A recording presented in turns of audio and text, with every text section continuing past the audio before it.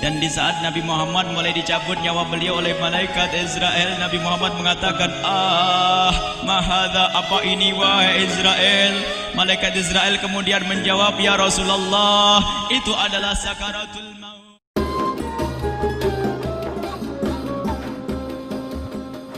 Malaikat Jibril berkata, ya Rasulullah, di depan ada malaikat Israel mau masuk. Kata Rasulullah, boleh masuk, silakan. Kemudian malaikat Israel mengucapkan salam, dan setelah mengucapkan salam, malaikat Israel menawarkan, ya Rasulullah, aku disuruh oleh Allah untuk mencabut nyawamu atau membiarkan engkau. Dalam riwayat, aku disuruh oleh Allah untuk memberikan pilihan kepadamu, al-baqa' fid dunya, tetap di dunia, atau ar-rafiqul a'la, atau dengan Allah. Nabi Muhammad menjawab, ar-rafiqul a'la, dengan Allah.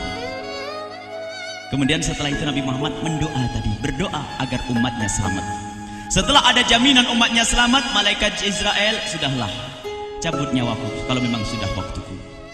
Mulailah Nabi Muhammad dicabut nyawa beliau oleh malaikat Israel.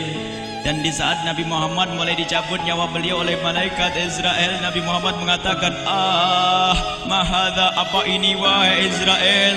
Malaikat Israel kemudian menjawab, ya Rasulullah, itu adalah sakaratul maut, itu adalah sakitnya di dalam kematian. Kemudian Nabi Muhammad mengangkat tangannya sambil berucap, la ilaha illallah, inna lil mauti la sakarat, tidak ada Tuhan selain Allah, sungguh di dalam kematian ada sakitnya, sakit kematian, yaitu sakaratul maut. Kemudian Nabi Muhammad memohon, ya Allah, Allahumma khaffif alayya sakaratul maut, ya Allah, ringankan sakaratul mautku ini, ya Allah.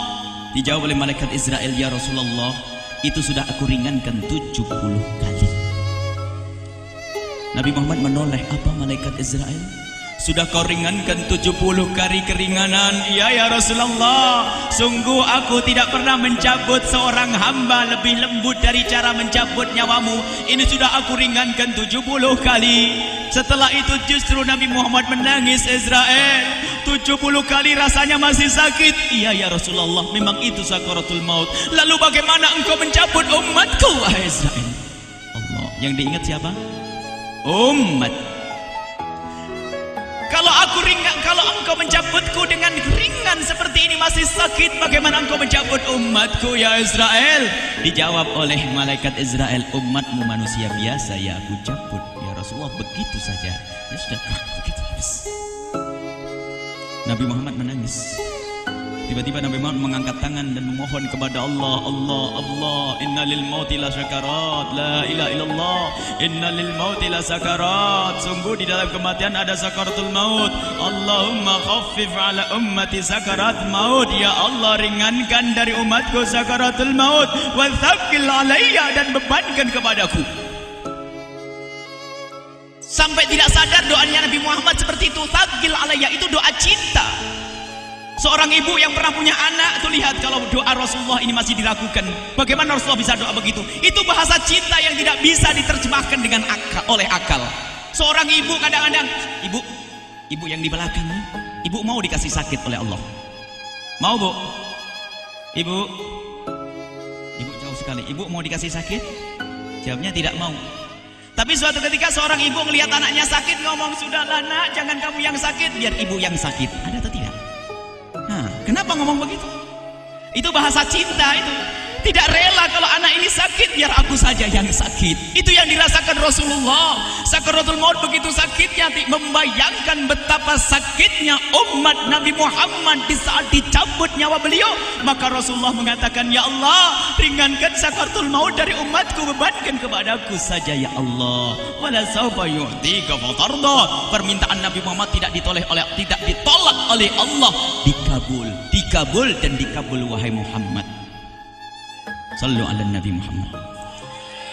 Dan benar, sakaratul maut kita ditahan oleh Rasulullah, ditanggung oleh Rasulullah, sehingga digambarkan oleh Imam Bukhari di saat Nabi Muhammad dicabut nyawa beliau, Siti Aisyah yang ada di situ. Rasulullah berada di pangkuan Siti Aisyah, yang saat itu Siti Aisyah melihat keringat dingin keluar dari kening Rasulullah. Siti Aisyah tidak pernah melihat keringat keluar seperti itu.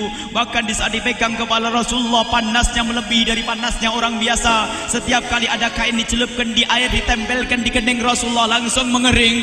Saat itu Nabi Muhammad mengucapkan kalimat la ilaha illallah innal lil mauti lasakarat. Kemudian Nabi Muhammad berpesan dengan banyak pesan, dan di antara pesan Rasulullah adalah akri minni ala ummati salam, akri minni salam ala ummati wa ala man ittaba'ani wa ala man tabi'ani min ila yaumil qiyamati. Aku titip salam kepada umatku dan orang yang mengikutiku sampai hari kiamat. Sadari salam Rasulullah.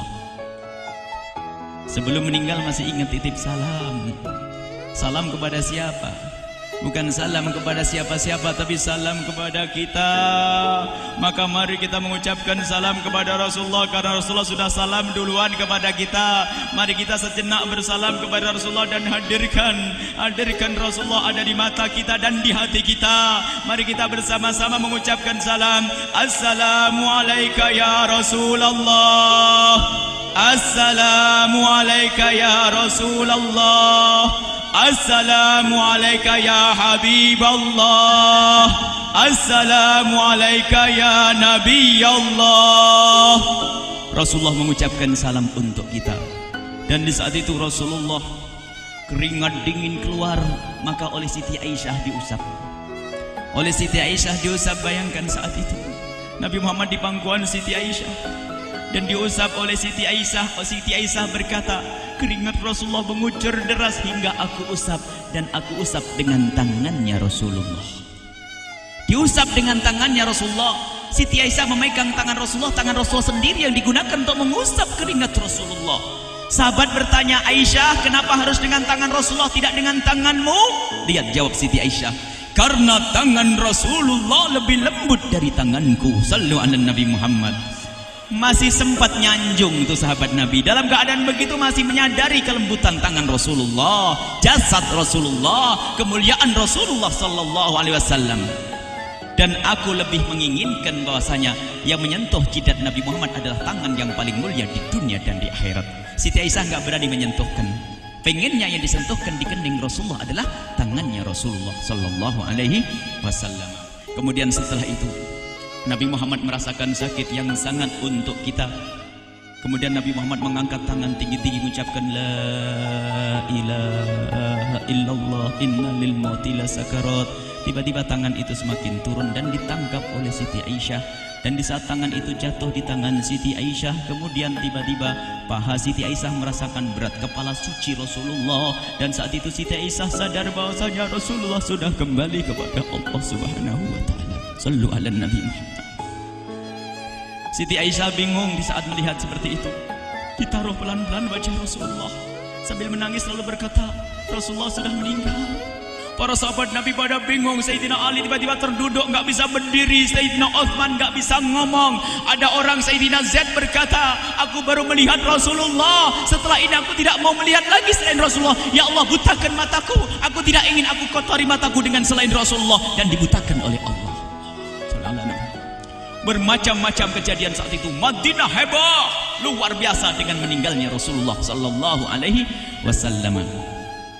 Dan sungguh meninggalnya Nabi Muhammad adalah menghidupkan hati yang mati kalau orang faham. Tiba-tiba Sayyidina Abu Bakar datang. Setelah Sayyidina Umar mengatakan, siapa yang mengatakan Muhammad meninggal akan aku penggal lehernya. Jangan seperti orang-orang Nabi Muhammad sekarang lagi pergi seperti waktu Musa pergi kepada Tuhannya, kepada Allah, nanti akan kembali kepada kita. Muhammad belum meninggal.